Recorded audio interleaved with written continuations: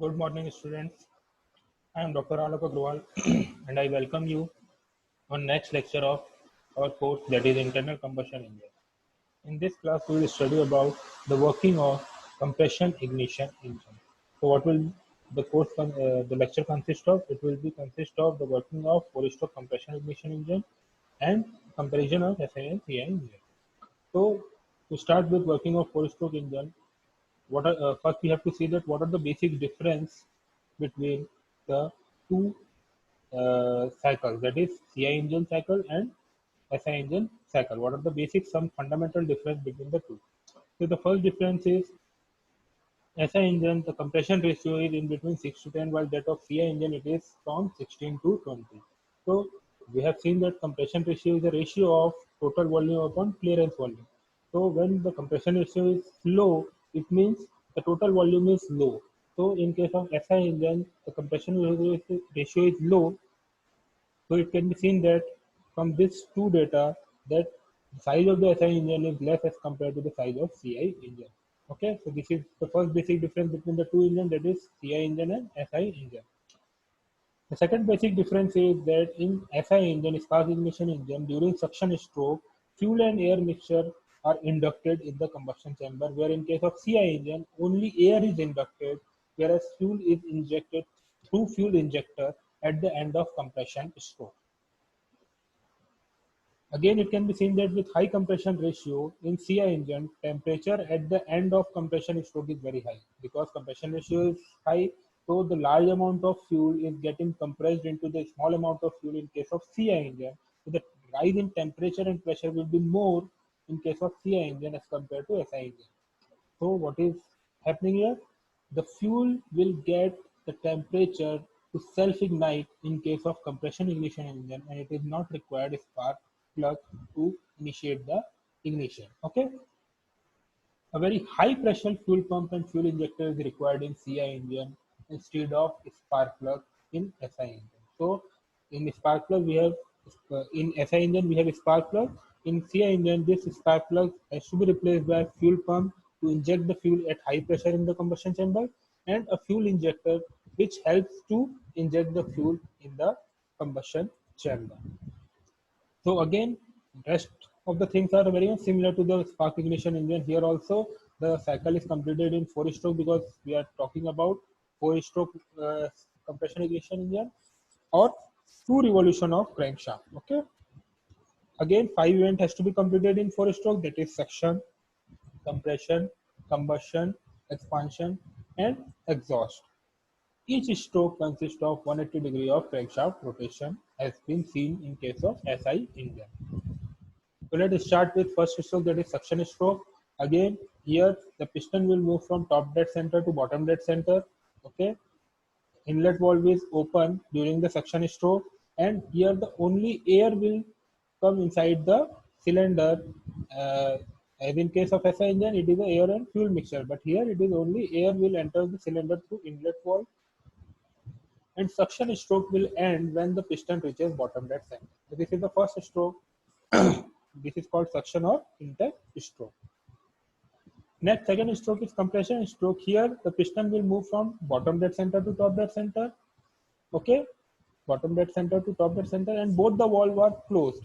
When the piston moves from bottom dead center to top dead center, the air inside the combustion chamber start to compress, and because of this high compression ratio of CI engine, the temperature of air at the end of compression is very high. Okay, air compressed from total cylinder volume to clearance volume. So pressure and temperature both are very high because of high compression ratio. So when the piston reaches top dead center, compression stroke ended, and we get a huge amount of air in a very small volume with increased temperature and pressure. This completes two strokes and 360-degree revolution of crankshaft. Now, third one is combustion process. In here, combustion occurs by the injection of fuel. Okay, so at the end of compression stroke, fuel is injected with the help of fuel injector at the head from the head of the combustion chamber. The rate of injection is such that combustion maintains the pressure constant. Means once, because see, spark is happening momentary, instantaneously we can give a spark. while fuel injection it requires a certain interval of time. So fuel injection process is occurs some like that pressure will remain constant, and when we increase the fuel injection, the piston starts moving from top dead center to bottom dead center, so that the pressure will remain constant inside the piston. Okay. During burning, chemical energy for fuel is converted into heat energy. Pressure at the end of combustion increases considerably. When the fuel injection is completed, there will be a huge increase in pressure and temperature, and because of that, the piston will move very fast from top dead center to bottom dead center, and that stroke we call that as the expansion stroke. Again, in this stroke, piston moves from top dead center to bottom dead center, and both the valves are closed. Inlet valve and outlet valve both are closed. This is the only power stroke in the cycle, and pressure and temperature decreases during this stroke. Okay, so this is the third stroke, expansion stroke. After that, the fuel burn and piston start ready to move from bottom dead center to top dead center to complete its fourth stroke, that is expansion stroke. Here, inlet valve will be closed and outlet valve will be open, and piston will move from bottom dead center to top dead center, and the complete combustion gases, that is already exhaust gases, we call it as the used gases, will come out from the combustion chamber through exhaust valve and exhaust manifold.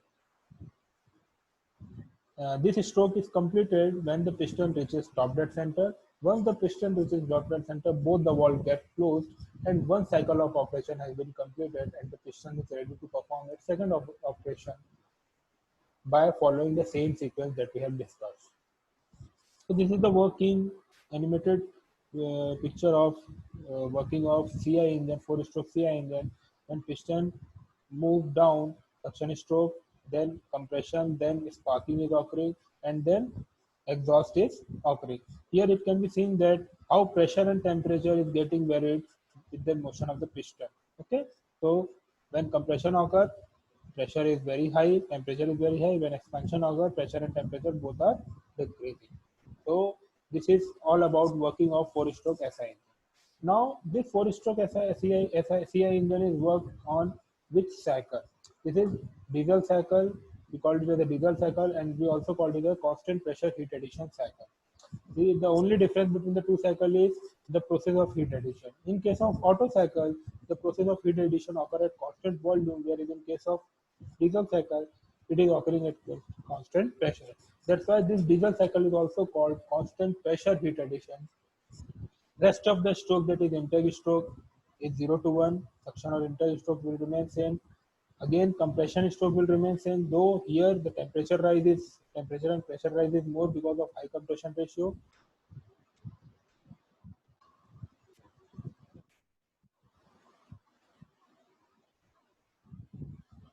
Next, there will be expansion stroke from 3 to 4. This is power stroke in which we get output power. Finally, heat rejection at constant volume. Again, heat rejection will occur at constant volume when the piston reaches bottom dead center. And final stroke is exhaust stroke when piston moves from bottom dead center to top dead center. So the cycle is more or less same. The only difference between the Otto cycle and diesel cycle is the process of heat addition. In case of Otto cycle, we have seen that heat addition occur at constant volume, whereas in case of diesel cycle, it occur at constant pressure. Okay. So this is the working of four-stroke CI engine.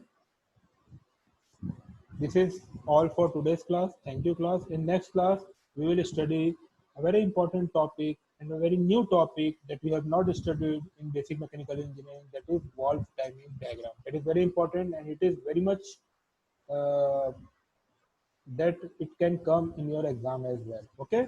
Thank you.